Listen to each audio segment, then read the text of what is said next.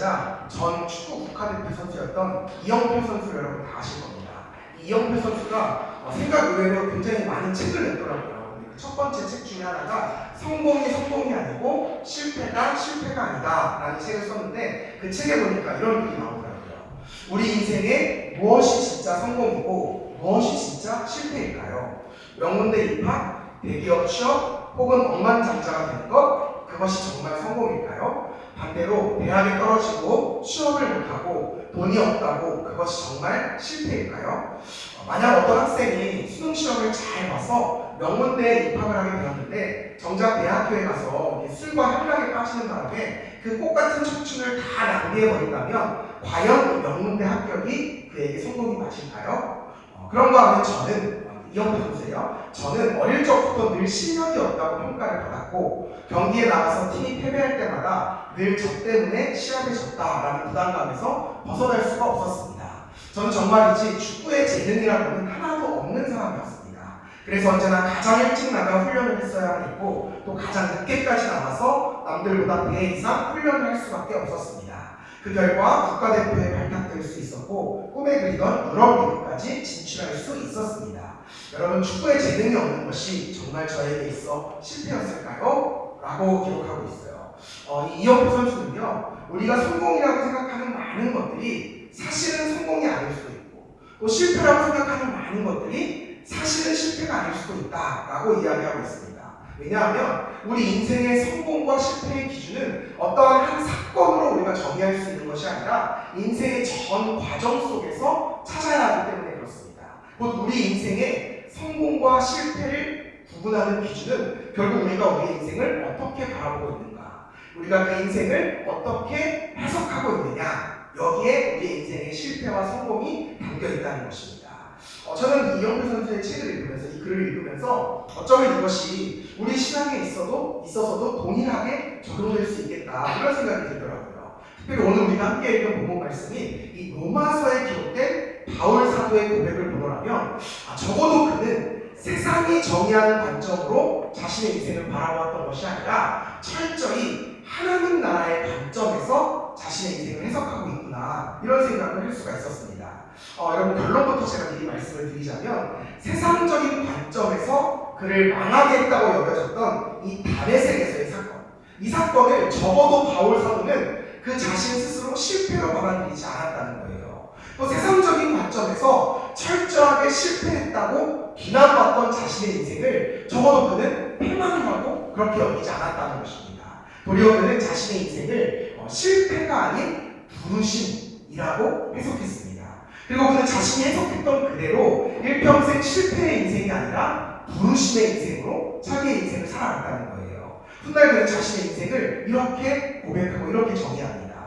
그러나 내가 나된 것은 하나님의 은혜로 된 것이니 내게 주신 그의 은혜가 헛되지 아니하여 내가 모든 사도보다 더 많이 수고하였으나 내가 하는 것이 아니요 오직 나와 함께 하신 하나님의 은혜로라. 아멘.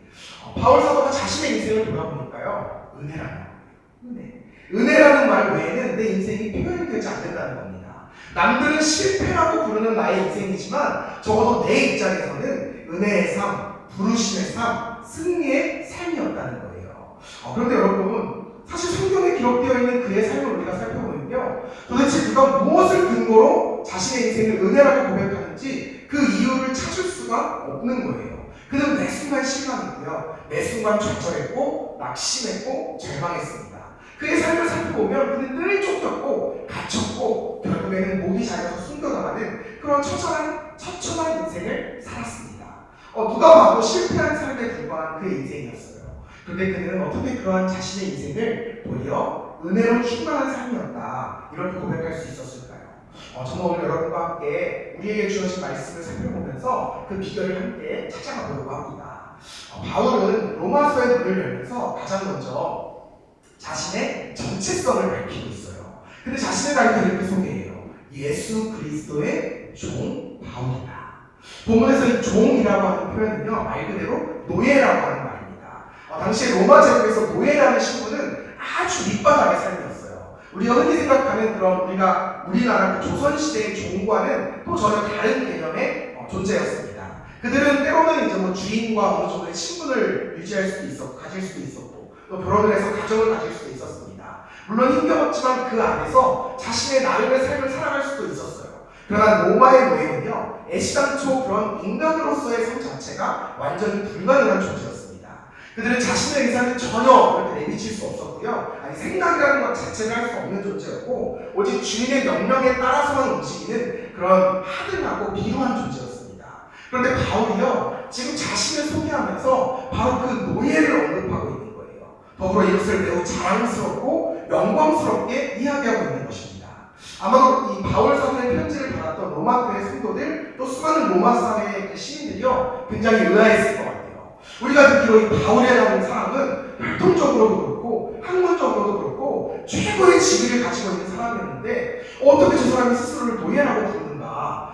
그가 로마의 시민이라는 것을 많은 사람들이 알고 있었습니다. 가말리엘 문화에서 최고의 엘리트 교육을 받았음도 많은 사람들이 알고 있었어요. 나아가 그가 유럽과 아시아에 수많은 교회를 세웠던 위대한 선교사라는 사실은 이미 유럽 전체에 다 소문이 나 있는 저명한 사실이었습니다. 그런데 그런 대단한 사람이 자기 스스로를 종이라고, 노예라고 그렇게 고백하고 있는 겁니다. 한편으로 이 편지를 받은 사람들이 다 이런 궁금증을 가지게 되었을 것 같아요. 그렇다면 도대체 그의 주인이 누구야 말인가? 그의 주인은 누구이기에 그런 대단한 사람이 스스로를 노예라고 지칭하고 있는 것인가? 바울 사도는 바로 그 궁금증에 대한 해답을 이렇게 고백하는 거예요. 예수 그리스도의 종 바울. 바울은 이 한마디의 말씀을 통해서 내가 아닌 예수 그리스도를 전하고 있는 겁니다. 도대체 예수 그리스도가 누구이기에 천하의 바울, 그 천하의 바울 사도가 스스로를 노예라고 그렇게 고백하고 있는 것인가? 이것은 마치 세례 요한이 예수님을 향해서 나는 감히 그분의 신발끈도 묶어드리지 못할 존재입니다. 이렇게 예수님의 존재를 한껏 높여드렸던 그 이치와 똑같은 이치입니다. 바울은 자신의 낮아짐을 통해서 예수 그리스도를 높인 것입니다. 사랑하는 여러분, 이것이 바로 참된 그리스도인의 삶인 줄로 믿습니다. 도대체 저가 믿는 하나님이 누구시기에 저 사람은 저토록 선하고 아름다운 삶을 살아가는 것인가? 여러분, 우리의 삶도 이렇게 되어야 할 줄 믿습니다. 말 한마디를 하더라도 정말 작은 행동 하나하나에도 나를 낮추고 그분을 높이는 삶, 우리의 삶을 통해서 하나님께 영광 올려드리는 삶, 그래야 세상이 우리를 통해서, 우리의 삶을 통해서 오직 하나님을 기억하고 하나님을 칭송할 수 있는 삶, 바라기는 이 시간 함께 예배하는 저와 여러분 우리 모두가 이러한 겸손하고 위대한 삶을 살아가실 수 있기를 주님의 이름으로 축복합니다. 계속해서 바울이요, 자신이 예수 그리스도의 종이 된 이유에 대해서 이렇게 설명하고 있어요. 다시 한번 로마서 1장 1절을 보면요, 같이 읽어볼까요? 시작. 예수 그리스도의 종 바울은 사도로 부르심을 받아 하나님의 복음을 위하여 백정함을 입었으니. 아멘. 부르심. 내가 왜 예수님의 종이 되었느냐? 내가 왜 그리스도의 사도가 되었느냐? 오직 하나님의 부르심 때문이라는 것입니다. 거듭 강조하지만 이 바울 사도는요, 날 때부터 특별한 지위를 가지고 태어났던 사람이었어요. 그는 로마 시민이었고 가말리엘 문화에서 엘리트 교육을 받았습니다. 아마도 특별한 변수가 생기지 않는 한 그는 앞으로 유대 사회 안에서 정말 최고의 신분, 최고의 권력을 누리면서 최고의 대접을 그렇게 받게 될 사람이었습니다. 게다가 그는 타고난 지위만 대단한 것이 아니었어요. 그에게는 확고한 종교적인 신념도 있었고요, 더불어 성공에 대한 불타는 열정도 있었습니다.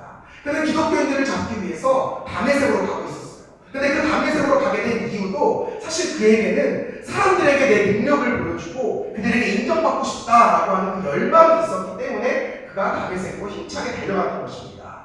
그렇게 그는 자신의 인생을 최고의 인생으로 만들고자 최선을 다해서 살아가고 있었다는 거예요. 그러나 뜻밖에도요, 여러분, 바울은 바로 그 길에서 인생의 성공을 위해 달려가던 그 길에서 예수님을 만나게 되는 영적인 체험을 하게 됩니다. 우리가 오늘 함께 읽을 다메섹 사건이 바로 그것이에요. 그리스도인들을 잡기 위해서 기세 등등하게 달려가는 그 길에서요, 그는 주님의 부르심을 받게 됩니다. 결국 그는 그리스도의 사도로서 일평생을 살아가게 됩니다. 그 사건을 계기로 그는 유대 최고의 학자에서 기독교 사이비학자라는 그런 오명을 뒤집어 쓰게 됩니다. 그토록 존경받던 신분에서 평생을 쫓기고 매맞고 옥에 갇히는 그런 도망자의 신분으로 전락해버리고 말았다는 거예요. 여러분, 우리가 흔히 착각하는 사실 하나가 있습니다. 오해하는 사실 하나가 있어요. 그것은 바로 바울 사도가 부르심을 받은 바로 그 순간부터 정말 놀랍도록 그렇게 주님 앞에 쓰임받았다고 하는 그런 생각이에요. 그러나 여러분 성경을 자세히 살펴보면요, 그가 예수님을 만났다고 해서 그에게 금세 새롭고 뚜렷한 길이 생겨난 것이 아니었어요.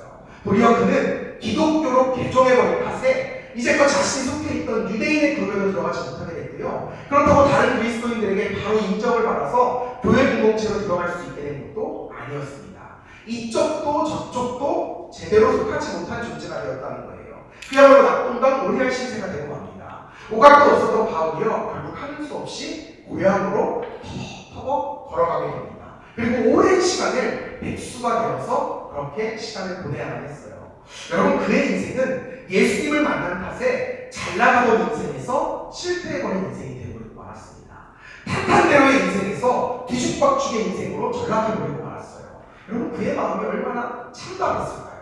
스스로 얼마나 큰 낙심 속에서 그 오랜 시간을 보내야만 했을까요? 그러나 놀랍게도 바울이요, 자신의 인생을 이렇게 고백하는 거예요. 또 한 번 읽으면 같이 읽으면 좋겠어요. 읽겠습니다. 시작. 예수 그리스도의 종 바울은 사도로 부르심을 받아 하나님의 복음을 위하여 백정함을 이뤘으니. 아멘. 여러분, 세상편에서 보면 완전히 그 인생을 망쳐버린 사건을 바울이 지금 부르심이라고 고백하고 있다는 거예요. 하나님의 복음을 위해서 택정함을 받은 인생으로 그는 그렇게 믿고 있다는 겁니다. 적어도 그는 그의 인생을 실패의 인생이 아니라 부르심의 인생으로, 택정함을 입은 인생으로 그렇게 해석하고 있다는 거예요. 이것이 바로 바울의 평생의 신앙 고백이었습니다. 여러분, 우리가 우리의 인생을 살아가면서 참 많은 실패를 경험하며 살아갑니다. 특별하게 정말 내가 이 일만 잘 되면 내 인생은 이제 완전히 성공이야, 완전히 피는 거야, 대박이야, 이렇게 생각하는 일 앞에서는 우리는 늘 여지없이 실패하고 맙니다. 마치 바울 사도가 이번 밤의 세계에서 내가 그리스도인들만 제대로 잡아내면 이제 내 인생은 완전히 피는 거야 라고 생각했던 그 순간에 자신의 인생에 있어 가장 큰 실패를 경험하게 되었던 것처럼 우리 역시도 내 기대와 내 바람과는 전혀 다른 이 혹독한 현실을 마주하면서 참 많이 더 절감하고 참담해하고 낙심합니다.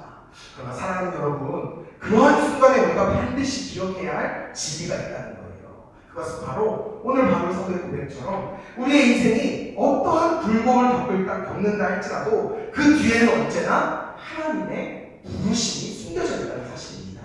세상은 우리에게 실패라고 이야기하는 것들이 적어도 하나님의 입장에서 보면, 또한 그분을 믿는 그분의 백성들의 입장에서 보자면 절대 실패가 아니라는 거예요. 도리어 그것은 나를 향하신 위대한 하나님의 부르심이라는 겁니다. 우리가 지난주에 함께 살펴보았던 이스라엘의 위대한 지도자 모세, 그는 당대 최고의 학문과 최고의 문명을 경험하면서 40년간 이집트의 왕자로 살았습니다. 그러나 순간적인 실수로 인해서 그는 한낱 광야의 양치기가 되었고요, 거렁뱅이로 전락해버리고 맙니다. 그렇게 무려 40년을 살아가요. 그 40년이라고 하는 시간 동안 모세의 삶이 어땠을까요? 이집트의 많은 사람들이, 아니 모든 사람들이 모세의 인생을 실패한 인생이라고 조롱하고 무시했을 것입니다. 그것도 처음에는 무시하고 조롱했겠지만 나중에 다 잊어버렸을 거예요. 이제 모세의 인생은 완전히 끝나버렸습니다. 그렇게 끝난 인생이 되었습니다. 그러나 중요한 것은 모세의 인생에서 바로 그 망했다고 생각했던 그때, 바로 그때가 이 광야의 시절이 하나님의 부르심의 시간이었다는 겁니다. 세상이 실패라고 말하는 그때가 하나님께서 모세를 부르시는 시간이었다는 거예요. 여러분, 하나님의 시간표와 모세의 시간표는 달랐습니다. 하나님께서는 결국 그가 가장 잘 나가던 이집트 왕자 시절에 그를 부르시지 않았어요. 도리어 모세를 향하신 하나님의 타이밍은 그가 모든 것을 잃고 광야로 내몰려서 오직 하나님만 의지하였을 때, 하나님 외에는 아무에게도 무언가를 말할 수 없는 그때, 바로 그때 하나님께서는 모세를 부르셨다는 겁니다. 이처럼 우리의 모든 인생 속에는 나를 향하신 하나님의 부르심의 비밀이 숨겨져 있습니다.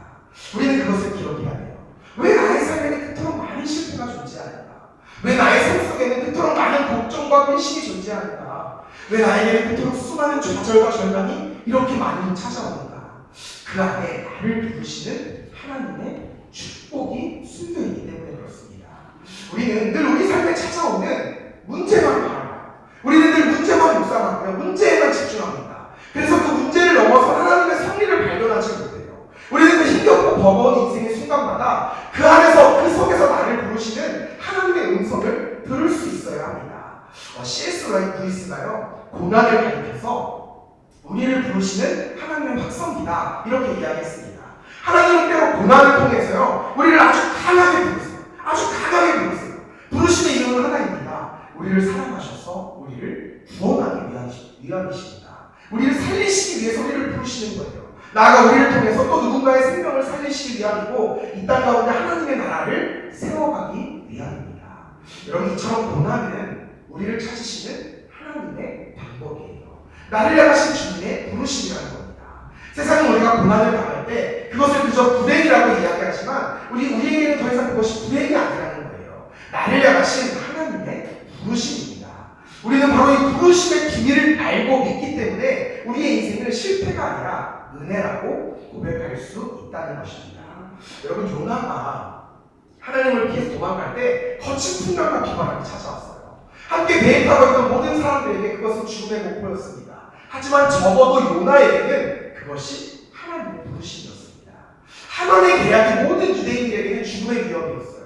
그러나 적어도 에스더에게는 그것이 하나님의 부르심이었습니다. 앞을 가로막는 그 거대한 홍해 바다가 이스라엘 모든 백성들 앞에는 죽음의 절망이었습니다. 좌절이었습니다. 그러나 적어도 모세에게는 새로운 길을 열라는 하나님의 부르심이었다는 거예요. 가나안 전쟁 중에 만났던 그 거인족 헤브론이요, 이스라엘 백성들에게는 두려움의 상징이었고 포기의 상징이었어요. 그러나 적어도 갈렙에게는 그 땅을 주시고자 하시는 하나님의 부르심이었다는 것입니다. 이것이 바로 부르심이라고 하는 필터로 우리의 인생을 바라보고 해석하는 자들의 승리의 삶이라는 거예요. 사랑하는 여러분, 우리 믿는 자들에게 있어서 결코 잘못된 인생이란 없습니다. 실패한 인생이란 없습니다. 세상의 기준으로, 세상의 시선으로 우리 인생의 성패를 찾지 마세요. 우리는 우리 인생의 성패를 오직 하나님의 부르심 속에서 찾아가야 합니다. 우리가 우리의 인생을 하나님의 부르심으로 믿고 그렇게 인정할 때 비로소 우리의 인생이 실패가 아닌 승리의 삶으로 변화된다는 거예요. 우리가 이 부르심의 관점으로 우리의 삶을 바라보게 되면 참 많은 것들이 달라지기 시작합니다. 만약 모세에게 갈대상자의 부르심이 없었더라면 그는 일평생 보이지 않는 하나님의 도우심을 믿지 못했을지도 모릅니다. 만약 모세에게 광야로의 부르심이 없었더라면 가장 나약한 자, 가장 평범한 자를 부르시는 하나님의 은혜를 경험하지 못했을 거예요. 만약 모세에게 홍해로의 부르심이 없었더라면 상식을 뛰어넘는 하나님의 그 위대한 역사를, 위대한 기적을 경험해보지 못했을 것입니다. 여러분, 만약 요셉에게요, 감옥으로의 부르심이 없었더라면 그는 결코 이집트의 총리가 될 수 없었을 거예요. 만약 다니엘에게 포로로의 부르심이 없었더라면 그는 결코 바벨론과 페르시아의 총리가 되지 못했을 겁니다. 만약 바울이 다메섹에서 예수님을 만난 다음에 모두에게 버림받는 그 백수로의 부르심이 없었더라면 그는 절대로 세계적인 전도자가 될 수 없었을 거예요. 왜냐하면 사람들이 백수라고 부르던 그 시기에, 그때가 그에게는 그리스도 중심으로 모든 성경을 완전히 다시 연구하고 다시 고백하는, 그 성경을 완전히 되뚫고 정립하는 너무나 중요한 시기였기 때문이에요. 그때 연구하고 그때 공부한 것으로 그는 복음을 전했고 로마서라는 위대한 성경을 펼쳐날 수 있게 된 것입니다. 여러분, 그렇듯이 내 인생에 있어서 차라리 없었으면 좋겠다 여겨지던 그 모든 인생의 고비들이 결국에는 내 사역을 열어주는 열쇠가 되어주는 법입니다. 여러분, 이것은 결코 성경에서만 일어나는 누군가의 이야기가 아니에요. 오늘 우리에게도 일어나고 있는 동일한 신앙의 고백입니다. 만약 여러분 저에게요, 이 교회 개척에 대한 부르심이 없었더라면 저는 아마 일평생 한 영혼에 대한 소중함, 그리고 교회 공동체에 대한 소중함을 모르고 목회했을지도 몰랐을 것 같아요. 만약 제가 여러분의 목자로서 부르심을 받지 않았더라면 저는 그저 목회라고 하는 것이 그저 평생 교회에서 일하는 것이다 라고 이해하면서 제 목회의 모든 과정을 끝냈을지도 모르겠습니다. 그러나 이 교회를 세움으로 말미암아 저는 목사로 부르심을 받는다는 것이 무엇인지를 분명하게 깨닫게 되었어요. 여러분, 적어도 우리가 목사라면 교회의 그 수많은 가지 일 때문에, 사역 때문에 고민하고 힘들어하는 것, 그것을 넘어서야 돼요. 그것을 넘어서서 정말 한 영혼 때문에 가슴 아파하고 상처도 받고 또 그로 인해서 더욱 치열하게 기도하게 되고 묵상하게 되고 더욱 영적으로 단단한 사람이 되어야 한다는 사실을 저는 이 교회에 대한 부르심을 통해서 배울 수가 있게 되었습니다. 여러분, 저에게도 얼마나 큰 상처겠어요. 열심히 예배를 준비하고 있는데 목사님 과음해서 못 나오겠어요. 이것이 제 가슴을 얼마나 찢어지게 만듭니까? 그러나 그 한 영혼을 위해서 정죄하는 것이 아니라 더 간절히 기도하게 되는 마음. 제가 아마 이 교회를 섬기지 않았더라면 저에게는 일평생 그런 마음이 생기지 않았을지도 모르겠어요. 사역자가 아니라 목회자로서의 부르심을 저는 이 시간 이 교회에서 경험하고 있는 것입니다. 물론 누군가 저에게 또 교회를 개척할 것이냐라고 물어본다면 저는 절대 안 할 거라고 대답을 할 겁니다. 하지만 다시는 경험하고 싶지 않은 이 개척의 어려움이요 저를 보다 신실한 목회자로 세워주고 있습니다. 그런 것처럼 여러분의 그 수많은 실패의 경험, 좌절의 시간들이 여러분의 인생을 하나님께 부름받은 귀하고 복된 인생으로 그렇게 변화시켜주고 있다는 사실을 여러분이 꼭 기억하시면 좋겠습니다. 여러분 이 말씀 정말 아멘으로 받으시면 좋겠습니다. 여러분 더 이상 여러분의 인생을 세상적인 관점으로 해석하지 마세요. 내 삶의 의미를, 내 삶의 목적을 오직 하나님의 부르심 속에서 찾으시기 바랍니다. 그것이 우리의 인생을 복된 인생으로 거듭나게 하는 비결이 됩니다. 바울이 그것을 깨달았던 사람이었어요. 그렇기 때문에 자기 자신을 하나님의 부르심을 받은 예수 그리스도의 종이다 라고 당당하게 소개할 수 있었던 것입니다. 사랑하는 여러분은 앞으로 여러분의 인생을 어떻게 소개하시면서 그렇게 살아가고 싶으십니까? 그저 세상이 말하는 대로 나 돈 많은 사람이야, 나 능력 있는 사람이야, 나 출세한 사람이야, 이 정도로 여러분의 인생을 설명하시겠습니까? 아니요. 그것은 결코 여러분의 인생을 참된 영광으로 이끌어주지 못합니다. 이 땅에 썩어 없어질 것들은 결코 여러분 인생의 참된 면류관이 되어주지 못한다는 거예요. 여러분의 인생을 참된 영광으로 이끌어주는 그것은 영원한 하나님의 부르심, 이 부르심 하나밖에 없다는 것을 기억하시기 바랍니다. 바라는 여러분의 인생을 하나님의 부르심 속에 있는 그러한 은혜의 인생으로 고백하실 수 있도록 바랍니다. 여러분 주님을 믿는 우리의 삶에는 결코 실패한 인생이 없는 줄로 믿습니다. 오직 부르심의 인생, 은혜의 인생만 존재하는 줄로 믿습니다. 저와 여러분 우리 모두의 인생이 그렇게 고백되는 은혜의 인생일 수 있기를 주님의 이름으로 축복합니다. 오늘 말씀을 맺으려고 합니다. 제가 이 설교를 준비하면서요 이 말씀에 적합한 좋은 예화를 좀 찾고 싶어서 굉장히 많은 책들을 뒤져봤습니다. 근데 유독 제 눈에 띄는 예화가 없는 거예요. 그래서 참 어떤 이야기를 좀 이렇게 좋은 이야기를 찾으면 좋겠는데 이렇게 기도를 하고 있었는데요. 그러던 중에 제가 이제 지난 월요일에 성남지방에서 진행하는 교역자문회에 참석했다가 한 목사님의 간증을 듣게 되었어요. 근데 그 간증을 듣는데 마치 하나님께서 여러분들과 함께 나누라고 직접 예화를 이렇게 찾아주신 것 같은 생각이 들었어요. 정말이지 오늘 설교를 한 번에 요약해주는 그런 말씀을 전해주셔서 제가 여러분과 좀 이렇게 나누려고 합니다. 성남 대평동에서 한 교회를 담임하시는 어느 목사님의 간증이에요.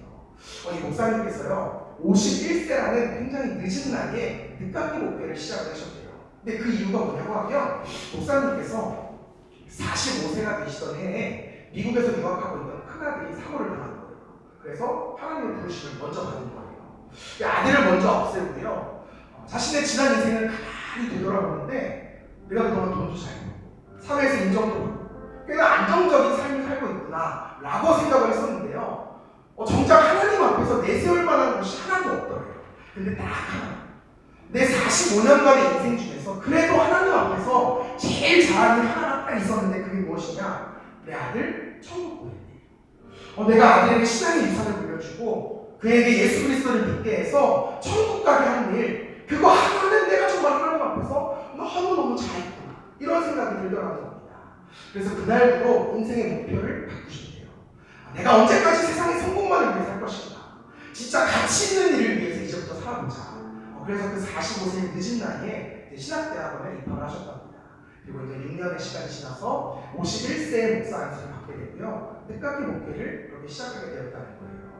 주변 사람들이요 그런 자신의 인생을 보고 정말 악을 잃고 예수에 미친 인생이라고, 그렇게 실패한 인생이라고 그렇게 비난을 하더라고 합니다. 그렇게 정죄를 하더라고요. 근데 정작 자신은 자신의 인생이 불행하다는 생각이 단 한 번도 들지 않더래요. 도리어 하나님의 부르심으로 내가 목사가 되었다 라는 확신이 자신에게 가득하다고 합니다. 그런데 문제는요, 그렇게 절실하게 시작한 목회가 생각만큼 잘 풀리지 않더래요. 혹시 우리 교회 장소가 너무 외진 곳에 있어서 그런가 싶어서 굉장히 무리를 해서 눈에 잘 띄는 길가로 교회를 이전했대요. 근데도 잘 안 되더래요. 아, 교회 장비가 문제인가 싶어서 모든 최신식 장비로 다 바꿨고요. 세련되게 리모델링까지 다 했고요. 근데도 잘 목회가 안 풀리더라고요. 그래서 이번에는 내가 좀 너무 학력이 낮은가 싶어서 박사하고 있다고요. 책도 직접 집필해서 출판도 했답니다. 유튜브까지 이제 시작을 했는데요. 결과는 조회수 8, 조회수 10. 목회가 안 풀려도 너무 안 풀리더래요. 이렇게 내 목회가 실패하는 건가? 자괴감에 빠져있던 어느 날에 이제 주님 앞에 나와서 기도를 하는데 주님이 목사님께 이런 말씀을 하셨답니다. 얘야, 나는 딱 12명 데리고 평생 목회했다. 근데 그 목회가 너무너무 행복했다. 주님의 그 음성이 들리더래요. 그렇구나. 예수님도 평생 12명 데리고 목회하셨는데 그렇게 행복하게 목회를 하셨구나. 주님의 그 음성을 듣고 세상 성도들의 수를 세보니까요, 딱 12명이에요. 그 교회 성도가 딱 12명이에요. 그 순간 목사님에게 그렇구나. 내가 지금 예수님이랑 똑같은 목회를 하고 있구나. 내 목회가 절대 실패한 목회가 아니구나. 나 예수님처럼 목회하고 있는 거구나. 나도 이제부터 예수님처럼 행복하게 목회해야 되겠구나. 그렇게 지금까지 그 주님의 부르심에 대한 확신을 가지고 성실하게 목회를 감당하고 계시다는 그 목사님의 간증을 들으면서 제 마음이 얼마나 뭉클했는지 모릅니다. 사랑하는 여러분, 이처럼 우리의 삶 가운데에는 결코 실패와 절망은 없는 줄로 믿습니다.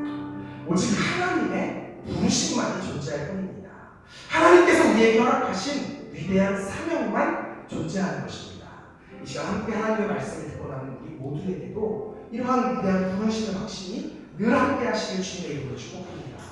그래서 우리 모두가 모세처럼, 요나처럼, 에스더처럼, 또 요셉처럼, 다니엘처럼, 바울처럼, 그리고 예수님의 마음을 품고 그렇게 목회하시는 그 목사님처럼 그렇게 귀한 목회에 쓰임받을 수 있기를 주님의